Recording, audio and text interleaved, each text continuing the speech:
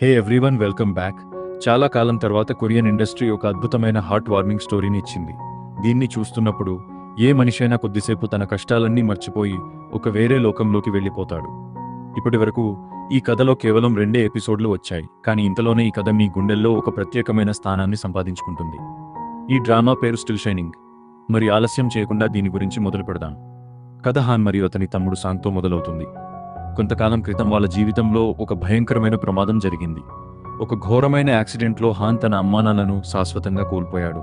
హాన్ తమ్ముడు ఆ ఘటన నుండి ఎలాగోలా అదృష్టవశాత్తు ప్రాణాలతో బయటపడ్డాడు, కానీ అతని కాలు చాలా తీవ్రంగా ఫ్రాక్చర్ అయ్యింది. ఈ గాయం వల్ల ఇప్పుడు అతనికి నడవడం చాలా కష్టంగా మారింది. అసలు తను మునుపటిలా సరిగ్గా నడవగలడా లేదా అని తనకే తెలియదు. ఇంటి పెద్ద కొడుకు కావడంతో పేరెంట్స్ చనిపోయిన తర్వాత హాన్ తన బాధ్యతలను అర్థం చేసుకున్నాడు. తను కష్టపడి చదువుకుని ఒక మంచి ఉద్యోగం సాధించాలని, తద్వారా తన తమ్ముడికి మరియు తన గ్రాండ్ పేరెంట్స్కు ఆసరాగా నిలవాలని గట్టిగా నిర్ణయించుకున్నాడు. హాన్ మరియు సాంగ్ అంతకుముందు వాళ్ళ పేరెంట్స్తో కలిసి నగరంలో ఉండేవారు. కానీ ఆ ఒక్క ప్రమాదం అంతా మార్చేసింది. పేరెంట్స్ చనిపోయిన తర్వాత ఆ ఇద్దరు అన్నదమ్ములను చూసుకునే మనిషి ఎవరూ లేరు. అందుకే వేరే దారి లేక ఆ ఇద్దరు అన్నదమ్ములు సియోల్ వదిలేసి తమ సొంత ఊరైన గ్రాండ్ పేరెంట్స్ ఇంటికి షిఫ్ట్ అయిపోతారు. వాళ్ళ గ్రాండ్ పేరెంట్స్ వీళ్లను ఈ స్థితిలో చూసినప్పుడు వాళ్ళ మనసు కూడా ముక్కలైపోతుంది. ఇంత చిన్న వయసులోనే పిల్లల తలపై నుండి అమ్మానాన్న నీడపోయిందని వాళ్ళకి చాలా బాధ కలుగుతుంది.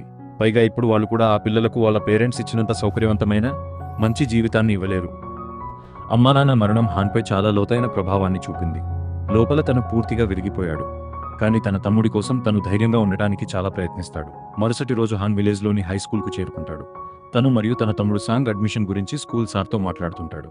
సార్ హాన్ ఎగ్జామ్ స్కోర్స్ చూసి చాలా ఇంప్రెస్ అవుతారు. కొత్త స్కూల్ యూనిఫామ్ కొనాల్సిన అవసరం లేదని ఆయన హాన్కి చెబుతారు. స్కూల్లో ముందే డొనేషన్ ద్వారా వచ్చిన కొన్ని యూనిఫామ్లు ఉన్నాయి, అవి అవసరమైన స్టూడెంట్స్కి ఇస్తారని చెబుతారు.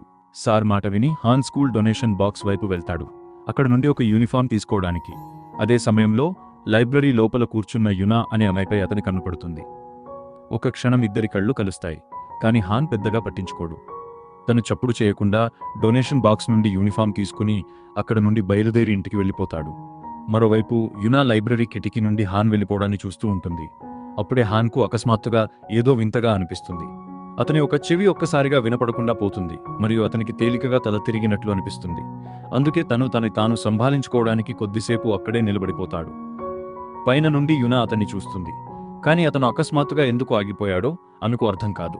కాసేపటి తర్వాత హాన్ ఎలాగోలా తన ఇంటికి చేరుకుంటాడు. ఇంట్లో వాళ్ళ తాతయ్య హాన్కి చదువుకోవడానికి ఒక స్టడీ డెస్క్ ఆర్డర్ చేశానని చెబుతారు, కానీ అది ఇంకా డెలివరీ కాలేదు. ఆ మాట విని డెస్క్ వచ్చే వరకు స్కూల్ లైబ్రరీకి వెళ్లి చదువుకోవాలని హాన్ డిసైడ్ అవుతాడు. అప్పుడు సమ్మర్ వెకేషన్ నడుస్తోంది, అందుకే స్కూల్ అంతా ఖాళీగా ఉంది. హాన్ తన బ్యాగ్ తీసుకుని లైబ్రరీలో కూర్చుని చదువుకోవడానికి స్కూల్కి వస్తాడు.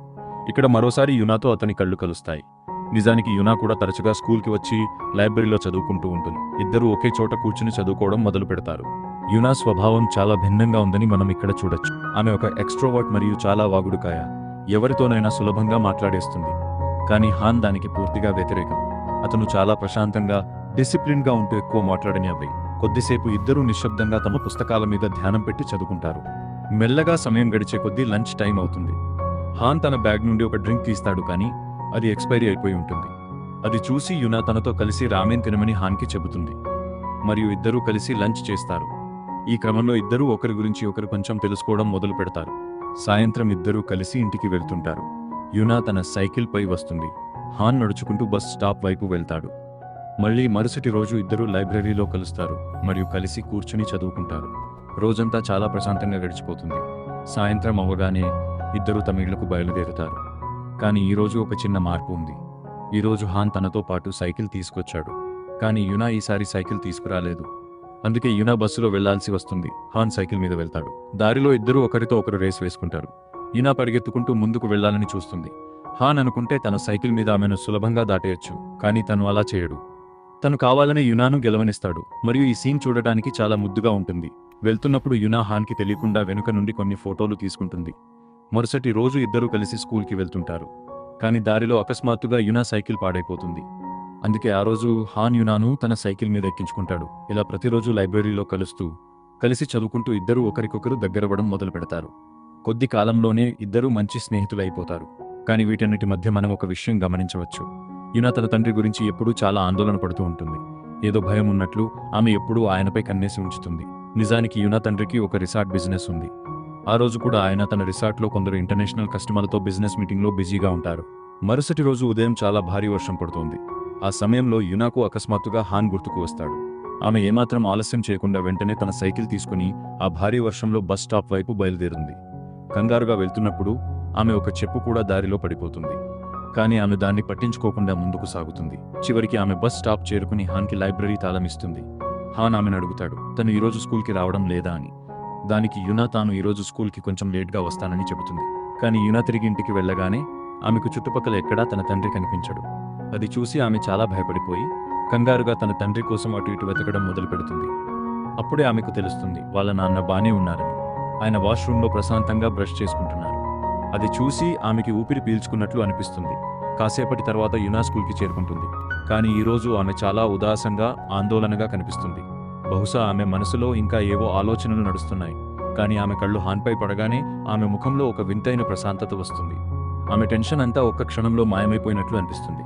ఆమె హాన్తో అంటుంది, ఏంటో తెలీదు కానీ నిన్ను చూడగానే నా మనసులోని టెన్షన్ అంతా మాయమైపోతుంది. కాసేపటి తర్వాత యునా ఫోన్కి ఒక మెసేజ్ వస్తుంది. అది వాళ్ళ నాన్న గర్ల్ ఫ్రెండ్ నుండి వచ్చిన మెసేజ్. ఆమె ఈరోజు ఏదో కారణం వల్ల వాళ్ళ ఇంటికి రాలేనని చెబుతుంది. ఆ విషయం తెలియగానే యునా మళ్ళీ టెన్షన్లో పడిపోతుంది. ఎవరికి ఏమీ చెప్పకుండా వెంటనే స్కూల్ నుండి ఇంటికి బయలుదేరుతుంది. హాన్కి యునా ఇలా అకస్మాత్తుగా వెళ్ళిపోవడం కొంచెం వింతగా అనిపిస్తుంది. అందుకే తను కూడా చదువు ఆపేసి ఇంటికి వెళ్లాలనుకుంటాడు. కానీ దారిలో వాళ్ళ బామ్మ అతన్ని ఆపి తన స్నేహితులతో కలిసి లంచ్ చేయమని చెబుతుంది. మరుసటి రోజు హాన్ లైబ్రరీ తలుపు తీస్తుంటాడు. అప్పుడే వెనుక నుండి యునా అక్కడికి వస్తుంది. ఆమె కళ్ళు హాన్ బ్యాగ్ మీద పడతాయి. అక్కడ ఆమెకు చాలా మంది అమ్మాయిల నేమ్ ట్యాగ్లు కనిపిస్తాయి. నిజానికి కొరియాలో స్కూల్ స్టూడెంట్స్ తమకు నచ్చిన వాళ్ళకి తమ నేమ్ ట్యాగ్లను ఇస్తుంటారు. అది తెలిసి యునా ఆశ్చర్యపోతుంది మరియు హాన్ని అడుగుతుంది అతనికి ఆ అమ్మాయిలందరూ తెలుసా అని. తనకి అసలు ఏమీ తెలియదని, ఆ నేమ్ ట్యాగ్లు తన బ్యాగ్లోకి ఎలా వచ్చాయో కూడా తెలియదని హాన్ చెబుతాడు. కానీ యునా అతని మాటను సులభంగా నమ్మదు. రోజంతా యునా హాన్ని ఈ విషయం మీద ఎగతాళి చేస్తూనే ఉంటుంది. కొద్దిసేపటి తర్వాత హాన్ కూడా యునాను ఒక ప్రశ్న అడుగుతాడు. నిన్న తను అకస్మాత్తుగా స్కూల్ నుండి ఎక్కడికి వెళ్ళిపోయావని అడుగుతాడు. ఎందుకంటే ఆ సమయంలో తను చాలా ఆందోళన చెందాడు. అది విని యునాకు లోపల చాలా సంతోషంగా అనిపిస్తుంది. హాన్ తన గురించి ఆందోళన పడుతున్నాడని. అప్పుడు ఆమె హాన్కి తన జీవితంలోని ఒక చేదు నిజం చెబుతుంది. దాదాపు 5 ఏళ్ల క్రితం తన తల్లి తన తండ్రికి విడాకులు ఇచ్చి విదేశాలకు వెళ్లిపోయిందని చెబుతుంది. ఆమె వెళ్లిపోయిన తర్వాత తన తండ్రి చాలా విరిగిపోయారని చెబుతుంది. మెల్లగా ఆయన డిప్రెషన్ మరియు యాంగ్జైటీకి గురయ్యారు. ఒకసారి ఆయన ఆత్మహత్య చేసుకోవడానికి కూడా ప్రయత్నించారని యునా చెబుతాయి. అందుకే యునాకి ఎప్పుడూ తన తండ్రి గురించి ఆందోళనగా ఉంటుంది. ఆయన మళ్ళీ ఏదైనా తప్పుడు నిర్ణయం తీసుకుంటారేమో అని ఆమెకు భయం. అందుకే తన తండ్రిని ఎక్కువసేపు ఒంటరిగా వదలకూడదని ఆమె ప్రయత్నిస్తుంది. తన తండ్రి ఎప్పుడూ తన గురించి అంతగా ఆలోచించవద్దని, తన జీవితం మీద ధ్యాసం పెట్టమని చెబుతుంటారని యునా అంటుంది. కానీ యునాకు అది అంత సులభం కాదు. అందుకే ఆమె తన తండ్రిని ఒంటరిగా వదిలేసి కాలేజీకి కూడా వెళ్ళాలనుకోవడం లేదు. అప్పుడు హాన్ కూడా తన కథ చెబుతాడు. కొంతకాలం క్రితం కార్ యాక్సిడెంట్లో తన పేరెంట్స్ చనిపోయారని చెబుతాడు. ఇప్పుడు తనకి ఒకటే ప్లాన్ ఉంది. తను ఇంటికి దూరంగా ఏదైనా మంచి కాలేజీలో చదవాలనుకుంటున్నాడు. తద్వారా అక్కడ ఉండి చదువుకుంటూ తన గ్రాండ్ పేరెంట్స్కు భారం కాకూడదని అనుకుంటున్నాడు. హాన్ మాట విని యునా తనకి హాన్తో కలిసి చదవడం అంటే చాలా ఇష్టమని చెబుతుంది. హాన్తో ఉంటే తనకి చాలా మోటివేషన్ దొరుకుతుందని అంటుంది. ఇలా మాట్లాడుకుంటూ పొరపాటున తను హాన్ని ఇష్టపడుతున్నానని చెప్పేస్తుంది. అది వినగానే వాళ్ళిద్దరి మధ్య ఒక వింతైన ఆక్వర్డ్ సిచ్యుయేషన్ ఏర్పడుతుంది. హాన్ ఆ మాటకి ఎలాంటి రియాక్షన్ ఇవ్వడు. తనేమీ విననట్లే ఉంటాడు. ఆ తర్వాత ఇద్దరూ నిశ్శబ్దంగా తమ ఇళ్లకు వెళ్ళిపోతారు. ఆ రాత్రి హాన్ తన పేరెంట్స్ ఫోటోలను చూస్తుంటాడు. వాటిని చూస్తూ అతని కళ్ళలో నీళ్లు తిరుగుతాయి. ఇంతటితో సమ్మర్ వెకేషన్ కూడా అయిపోతుంది మరియు స్కూల్ మొదలవుతుంది. హాన్ ఎప్పటిలాగే స్కూల్కి వస్తాడు. తను యునాను చూస్తాడు కానీ ఆమెతో మాట్లాడాడు. అప్పుడే స్కూల్ సార్ హాన్తో మాట్లాడతారు. హాన్ ఏ స్ట్రీమ్లో అయితే చదవాలనుకుంటున్నాడో ఆ సబ్జెక్టులు స్కూల్లో లేవని ఆయన చెబుతారు. అందుకే హానే స్వయంగా ప్రిపేర్ అవ్వాల్సి ఉంటుంది. కొన్ని రోజుల తర్వాత హాన్ అడ్మిషన్ సెమినార్ కోసం హంబుక్ యూనివర్సిటీకి వెళ్లాలని నిర్ణయించుకుంటాడు. తను రైలులో సియోల్ వెళ్తాడు. కానీ ప్రయాణంలో అకస్మాత్తుగా తను వెనుకకు చూడగా అక్కడ యునా కూర్చుని ఉంటుంది. నిజానికి యునా చాలాసేపటి నుండి చప్పుడు చేయకుండా అతన్నే చూస్తూ ఉంది. ఆమె హాన్కి హాయ్ కూడా చెబుతుంది. కానీ హాన్ ఎలాంటి రియాక్షన్ ఇవ్వడు. సియోల్ చేరుకున్నాక హాన్ యునాను అడుగుతాడు తను ఇక్కడికి ఏ పని మీద వచ్చిందని. దానికి యునా తాను కూడా తనతో పాటే రావాలనుకున్నానని చెబుతుంది. కానీ తనతో వచ్చి ఆమెకి ఎలాంటి మజా రాదని, తను ఇక్కడికి తిరగడానికి రాలేదని హాన్ నేరుగా చెప్పేస్తాడు. అది విని హాన్ తన పనిలో బిజీగా ఉన్నప్పుడు తను తన తండ్రి గర్ల్ ఫ్రెండ్ను కలవడానికి వెళ్లాలని యునా డిసైడ్ అవుతుంది. కానీ యునా ఆవిడ ఇంటి బయటకు వెళ్ళినప్పుడు ఆమె తన తండ్రిని మోసం చేస్తున్నట్లు చూస్తుంది. నిజానికి ఆమెకు ముందే ఒక బాయ్ ఫ్రెండ్ ఉన్నాడు. అది చూసి యునా చాలా బాధపడుతుంది. ఆమెను నిలదీసినప్పుడు ఆమె యునా తండ్రిని మోసం చేయడం లేదని అంటుంది. అసలు యునా తండ్రి తనతో రిలేషన్షిప్లో ఉండటానికి ఆసక్తి చూపించడం లేదని ఆమె చెబుతుంది. ఈ మాటల వల్ల యునాకు చాలా బాధ కలుగుతుంది. బాధతో, టెన్షన్తో ఆమె వెంటనే అక్కడ నుండి పరిగెత్తుకుంటూ వెళ్ళిపోతుంది. మరోవైపు హాన్ కూడా తన పనిలో ఉన్నాడు. అతని ఫ్రెండ్ ఒకరు తన తండ్రి స్టడీ సెంటర్లో హాన్కి ఒక చిన్న ఉద్యోగం ఇప్పిస్తాడు. తద్వారా హాన్ అక్కడ ఉండి తన చదువును కొనసాగించవచ్చు. ఆ తర్వాత హాన్ తన చెవి సమస్యను చెక్ చేయించుకోవడానికి హాస్పిటల్కి వస్తాడు. డాక్టర్ అతన్ని పరీక్షించి ఈ సమస్య ఎక్కువ స్ట్రెస్ వల్ల వచ్చి ఉండొచ్చని చెబుతారు. హాస్పిటల్ నుండి బయటకు వచ్చాక హాన్ యునాకి కాల్ చేస్తాడు. యునా కాల్ లిఫ్ట్ చేస్తుంది, కానీ ఆమె గొంతు వింటేనే తను ఏడుస్తున్నట్లు అర్థమవుతుంది. ఏడుస్తూ ఆమె హాన్తో అంటుంది, ఈ రోజే మొదటిసారి తన తండ్రికి ఇంత దూరంగా వచ్చింది. హాన్తో ఉంటే తన టెన్షన్ అంతా పోతుందని తను అనుకుంది.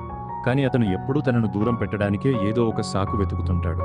ఆమె ఏడుస్తున్న గొంతు విని యునా చాలా ఇబ్బందిలో ఉందని హాన్ వెంటనే అర్థం చేసుకుంటాడు.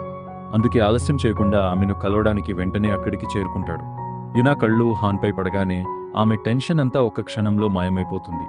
ఆ తర్వాత ఇద్దరూ కలిసి తిరిగి ఇంటికి బయలుదేరుతారు. దారిలో యునా హాన్ని కంప్లైంట్ చేయడం మొదలు పెడుతుంది. తను స్కూల్లో ఎందుకు ఇగ్నోర్ చేస్తున్నావు అని, ఎందుకు మాట్లాడవని. అది రాత్రి సమయం కాబట్టి, చుట్టుపక్కల జనం నిద్రపోతుంటారు కాబట్టి హాన్ ఆమెను శాంతింపజేస్తాడు. కాసేపటి తర్వాత యునా తన మనసులో మాట చెబుతుంది. తనకి చదవడం అంటే అంత ఇష్టం లేదని ఆమె అంటుంది.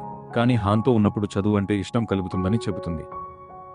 హాన్ తన జీవితంలో ఎంత ముఖ్యమో తనకే అర్థం కావడం లేదని ఆమె అంటుంది. మనమిద్దరం ఎప్పుడూ ఇలాగే కలిసి ఉండొచ్చని ఆమె హాన్తో చెబుతుంది. యునా మాట విని హాన్ ఏమీ చెప్పడు, కానీ చప్పుడు చేయకుండా ముందుకు జరిగి మెల్లగా ఆమె చేయి పట్టుకుంటాడు. ఈ క్షణంతోనే వాళ్ళిద్దరి మధ్య ఒక కొత్త రిలేషన్ మొదలవుతుంది. ఈ సీన్ చూడటానికి చాలా బాగుంటుంది. మరుసటి రోజు ఉదయం వాళ్ళ టీచర్ వాళ్ళిద్దరిని ఇంటి దగ్గర డ్రాప్ చేస్తారు. వెళ్లేటప్పుడు ఆయన వాళ్ళకి గుర్తు చేస్తారు, రేపు ఉదయం 7 గంటలకు ఇద్దరూ రెడీగా ఉండాలని, ఎందుకంటే రేపు వాళ్ళకి ఒక ముఖ్యమైన ఎగ్జామ్ ఉంది. కానీ మరుసటి రోజు యునా హాన్ని ఉదయం 6 గంటలకే పిలుస్తుంది, ఇద్దరూ కలిసి కొంచెం సమయం గడపడానికి. కలిసిన తర్వాత యునా తనకి స్కార్ఫ్ తీసి హాన్కి కడుతుంది. ఈ స్కార్ఫ్ వల్ల అతని ఎగ్జామ్ ఖచ్చితంగా బాగా జరుగుతుందని ఆమె చెబుతుంది. ఆ తర్వాత హాన్ని ఏదైనా ఇవ్వమని అడుగుతుంది. హాన్ తన బ్యాగ్ నుండి నేమ్ ట్యాగ్ తీసి యునాకి ఇస్తాడు. హాన్ నేమ్ ట్యాగ్ తీసుకుని యునా చాలా సంతోషిస్తుంది. యునా మనస్ఫూర్తిగా ఇద్దరి కోసం ప్రార్థన చేస్తుంది. వాళ్ళ ఎగ్జామ్ బాగా జరగాలని, వాళ్ళ కోరికలన్నీ నెరవేరాలని. కాసేపటి తర్వాత ఇద్దరూ ఎగ్జామ్ హాల్కి చేరుకుంటారు. హాన్ ఎగ్జామ్ రూమ్ తన రూమ్కి దగ్గరగానే ఉండటంతో యునా చాలా కాన్ఫిడెంట్గా ఫీల్ అవుతుంది. ఎగ్జామ్ అయిపోయాక ఇద్దరూ కలిసి బీచ్ వైపు వెళ్తారు. అక్కడికి చేరుకున్నాక హాన్ రివర్కి వెళ్లాలని యునా మొండికేస్తుంది. కానీ ఆలస్యమైతే ఊరికి వెళ్లే రైలు మిస్ అయిపోతుందని హాన్ అంటాడు. అయినా యునా సంతోషం కోసం హాన్ ఒప్పుకుంటాడు. కొన్ని గంటల ప్రయాణం తర్వాత ఇద్దరూ హాన్ రివర్ చేరుకుంటారు. అక్కడ వాతావరణం చాలా ప్రశాంతంగా, సుఖంగా ఉంటుంది. చల్లని గాలి మెల్లగా వీస్తూ ఆ చోటును ఇంకా అందంగా మారుస్తుంది. చలి పెరగడంతో హాన్ తన స్కార్ఫ్ తీసి యునాకి కడతాడు, మరియు తన ఊడి క్యాప్ పెట్టుకుంటాడు. ఒకరి పట్ల ఒకరికి ఉన్న ఈ చిన్న చిన్న కేరింగ్ మూమెంట్స్ వాళ్ళు ఒకరినొకరు ఎంత ప్రేమిస్తున్నారో చెబుతాయి. కొద్దిసేపు ఇద్దరూ అక్కడ నిలబడి ఆ అందమైన దృశ్యాన్ని ఎంజాయ్ చేస్తారు. అప్పుడు యునా హాన్తో అంటుంది, ఈ రోజును తన జీవితంలో ఎప్పటికీ మర్చిపోనని. కాసేపు గడిపాక ఇద్దరూ తిరిగి స్టేషన్కు బయలుదేరుతారు. రైలులో కూర్చున్న తర్వాత యునా తన మనసులోని ఒక మాటను హాన్తో షేర్ చేసుకుంటుంది. ఫ్యూచర్లో వాళ్ళ కాలేజీలు వేరే చోట్ల ఉంటే హాన్ తన్ని మర్చిపోతాడేమో అని భయంగా ఉందని ఆమె అంటుంది. కాలంతో పాటు హాన్ ప్రవర్తనలో ఏమైనా మార్పు వస్తుందేమో అని కూడా ఆమె భయం వ్యక్తం చేస్తుంది. హాన్ ఆమె మాటలను శ్రద్ధగా విని అంతగా ఆలోచించాల్సిన అవసరం లేదని చెబుతాడు. ఈ రిలేషన్ నిలవడానికి ఇద్దరూ తమ వంతు ప్రయత్నం చేద్దామని చెబుతాడు. ఆ క్షణమే ఇద్దరూ ఇంకా దగ్గరవుతారు, మరియు వాళ్ళ ఫస్ట్ కిస్ జరుగుతుంది. కొన్ని గంటల ప్రయాణం తర్వాత ఇద్దరూ తమ ఊరికి చేరుకుంటారు. ఒకరి నుండి ఒకరు విడిపోయే సమయం వచ్చినప్పుడు హాన్తో ఇంకా కొంచెం సమయం గడపాలని ఉందని యునా అంటుంది. అప్పుడు ఆమె హాన్ని రహస్యంగా తన ఇంటికి తీసుకెళ్తుంది. వాళ్ళ నాన్నకు తెలియకుండా హాని తన రూమ్కి తీసుకెళ్తుంది. ఇద్దరూ కొంచెం సమయం ఒంటరిగా గడపడానికి. సరిగ్గా ఒక మ్యారీడ్ కపుల్ లాగా. ఈ ఎపిసోడ్లోని ఈ సీన్ చాలా బాగుంది. దీన్ని మాటల్లో చెప్పలేం. ఆ తర్వాత మెల్లగా ఇది వాళ్ళకి అలవాటుగా మారుతుంది. ప్రతిరోజు రాత్రి హాన్ రహస్యంగా యునా రూమ్కి వచ్చి ఆమెను కలుస్తుంటాడు, మరియు ఇద్దరూ కలిసి సమయం గడుపుతారు. కొద్ది కాలానికి క్రిస్మస్ పండుగ వస్తుంది. యునా తన రూమ్ను చాలా ప్రేమగా, అందంగా డెకరేట్ చేస్తుంది. ఆ రాత్రి ఇద్దరూ కలిసి చాలా సమయం గడుపుతారు, మరియు యునా రహస్యంగా వాళ్ళ నాన్న వైన్ దొంగిలిస్తుంది. ఇద్దరూ మొదటిసారి కలిసి డ్రింక్ చేస్తారు. ఆ తర్వాత ఆ అందమైన స్నోఫాల్ రాత్రిలో ఇంటి నుండి బయటకు వస్తారు. చల్లని గాలి, పడుతున్న మంచు మరియు ప్రశాంతమైన రాత్రి. ఆ క్షణాన్ని ఇద్దరూ మనస్ఫూర్తిగా బతుకుతారు. ఈ క్షణం వాళ్ళ జీవితంలోని అద్భుతమైన క్షణాల్లో ఒకటిగా మారుతుంది. దీన్ని వాళ్ళు తమ జ్ఞాపకాలలో ఎప్పుడూ భద్రంగా దాచుకుంటారు. మరుసటి రోజు ఉదయం హాన్ టీచర్ వాళ్ళ గ్రాండ్ పేరెంట్స్కు ఒక శుభవార్త చెబుతారు.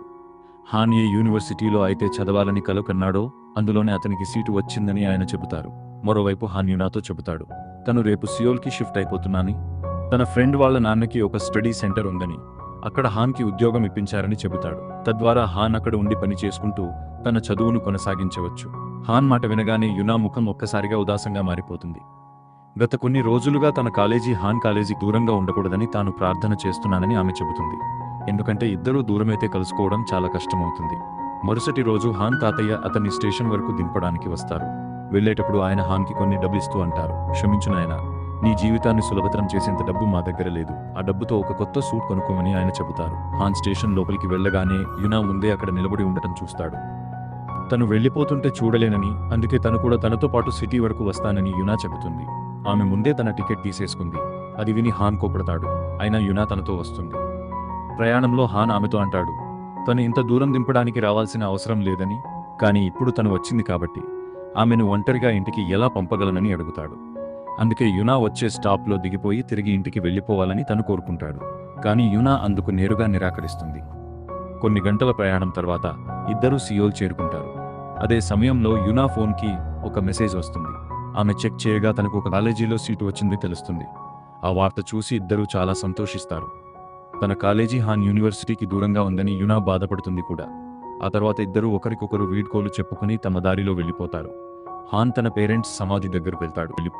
అక్కడ నిలబడి తను ఏ యూనివర్సిటీలో చదవాలని అనుకున్నాడో అందులో సీటు వచ్చిందని వాళ్ళకి చెబుతాడు. ఈరోజు వాళ్ళు తనతో ఉంటే తన కొడుకును చూసి చాలా గర్వపడేవారని భారమైన గొంతుతో అంటాడు. ఇది చెబుతూ హాన్ కళ్ళలో నీళ్లు తిరుగుతాయి. మరియు తనని తాను సంభాళించుకోలేకపోతాడు. ఇక్కడి నుండి కథ కొంత ముందుకు సాగుతుంది. ఇప్పుడు యునా కూడా తన కాలేజీకి వెళ్లడం మొదలుపెట్టింది.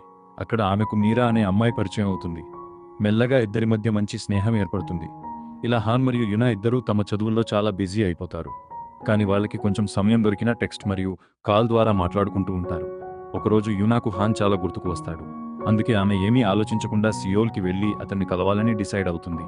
కానీ తను సియోల్లో ఉన్నానని హాన్కి నేరుగా చెప్పదు. కేవలం మెసేజ్ చేసి తన క్లాస్ ఎప్పుడు అయిపోతుందని అడుగుతుంది. చాలా సేపటి వరకు హాన్ నుండి ఎలాంటి రిప్లై రాదు. అందుకే యునా తిరిగి తన ఊరికి వచ్చేస్తుంది. ఆమె చాలా ఉదాసంగా కనిపిస్తుంది. కానీ కాసేపటి తర్వాత హాన్ రిప్లై రాగానే ఆమె ముఖం మళ్లీ వెలిగిపోతుంది. హాన్ తన కొన్ని ఫోటోలను ఆమెకి పంపిస్తాడు. ఆ ఫోటోలను చూడగానే యునా రోజంతా హ్యాపీగా గడిచిపోతుంది. కొంతకాలం తర్వాత ఇద్దరూ కలుస్తారు కూడా. ఆ రోజు ఇద్దరూ కలిసి చాలా సమయం గడుపుతారు మరియు ఆ క్షణాన్ని మనస్ఫూర్తిగా బతుకుతారు. దీని తర్వాత కథ మనకి ఒక నెల తర్వాత సమయాన్ని చూపిస్తుంది. ఇప్పుడు యునా తన కాలేజీలో చదువుతోంది. కానీ ఆమె అలవాటు మాత్రం ఇంకా మారలేదు. సమయానికి కాలేజీ ఎగ్గొట్టి తన ఊరిలో మస్తుగా తిరుగుతూ ఉంటుంది. ఎందుకంటే ఆమెకి చదువు అంటే పెద్దగా ఇష్టం లేదు కదా. ఈ క్రమంలో ఒకరోజు ఆమెకు తెలుస్తుంది, వాళ్ళ నాన్న తన గర్ల్ ఫ్రెండ్ జోంగ్తో త్వరలోనే పెళ్లి చేసుకోబోతున్నారని. ఆ వార్త విని నాకు చాలా కోపం వస్తుంది. ఎందుకంటే వాళ్ళ నాన్న గర్ల్ ఫ్రెండ్ జోంగ్ ఆయనను మోసం చేస్తోందని ఆమెకు తెలుసు. కానీ రిసార్ట్లో పనిచేసే సోంగ్ చైన్ అనే అబ్బాయి ఆమెకి నచ్చజెప్పి శాంతించమని చెబుతాడు. అతని మాట విని యునా మనసు మీద రాయి వేసుకుని తన తండ్రికి, ఆయన గర్ల్ ఫ్రెండ్కు కంగ్రాట్స్ చెబుతుంది. అదే రాత్రి హాన్ తన కాలేజీలో ట్యూటరింగ్ చేస్తున్నాడు. అప్పుడే అతని ఫోన్కి యునా మెసేజ్ వస్తుంది. తన క్లాస్ ఎప్పుడు అయిపోతుందని యునా అడుగుతుంది. ఆ మెసేజ్ చూడగానే హాన్కి వెంటనే అర్థమైపోతుంది, యునా ఖచ్చితంగా తనని కలవడానికి ఇక్కడికి వచ్చిందని. అందుకే తను ఏమాత్రం ఆలోచించకుండా తన క్లాస్ మధ్యలోనే వదిలేసి ఆమెను కలవడానికి వెళ్తాడు. మరోవైపు యునా స్టేషన్లో నిలబడి హాన్ కోసం ఆతృతగా ఎదురు చూస్తూ ఉంటుంది. దీనితో ఈ వారం వచ్చిన 2 ఎపిసోడ్లు ఇక్కడితో ముగుస్తాయి. పోస్ట్ క్రెడిట్ సీన్లో మనకి ఒక అంచనా వస్తుంది. రాబోయే ఎపిసోడ్లలో కథ నేరుగా 10 ఏళ్ల ముందుకు టైం జంప్ తీసుకోబోతుందని. అంటే వచ్చే పార్ట్లో మనకి వీళ్ళిద్దరి కథలో ఒక కొత్త దశ కనిపిస్తుంది. లాంగ్ డిస్టెన్స్ రిలేషన్షిప్ వల్ల హాన్ మరియు యునా మధ్య మెల్లగా టెన్షన్ పెరుగుతుందని మరియు ఇద్దరూ విడిపోతారని అనిపిస్తోంది. అన్నిటికంటే బాధాకరమైన విషయం ఏంటంటే యునా తండ్రి రిసార్ట్లో పనిచేసే అబ్బాయి సోంగ్ చైన్ కథ ముందుకు సాగే కొద్దీ ఇంకా ముఖ్యమైన పాత్రగా మారబోతున్నాడు. ముందు యునా మరియు సోంగ్ చైన్ ఒకరికొకరు దగ్గరవడం చూపిస్తారని అనిపిస్తోంది. అది నాకు అస్సలు నచ్చదు. తరచుగా కొరియన్ డ్రామా రైటర్లు కావాలనే సెకండ్ లీడ్ సిండ్రోమ్ తేవడానికి సెకండ్ లీడ్ పాత్రలను ఇంట్రడ్యూస్ చేస్తారు. ఆశించినట్లుగా ఈ కథలో వాళ్ళు అలా చేయకూడదని కోరుకుందాం. ఎందుకంటే హాన్ మరియు యునా కథ నిజంగా చాలా బాగుంది. మీరు దీన్ని చూస్తే వాళ్ళిద్దరి కెమిస్ట్రీ ఎంత బాగుందో ఫీల్ అవ్వచ్చు. కావాలనే సోంగ్ చైన్తో ఆమె కెమిస్ట్రీని సృష్టించకూడదు. ఎందుకంటే దానివల్ల హాన్ కంటే ఎక్కువగా ఆడియన్స్గా మనకి బాధ కలుగుతుంది. మీకు ఈ కథ నచ్చిందని నేను ఆశిస్తున్నాను. ముందు కథలో ఏం జరుగుతుందని మీరు అనుకుంటున్నారు? మీ థియరీలను కూడా కామెంట్ సెక్షన్లో రాయొచ్చు.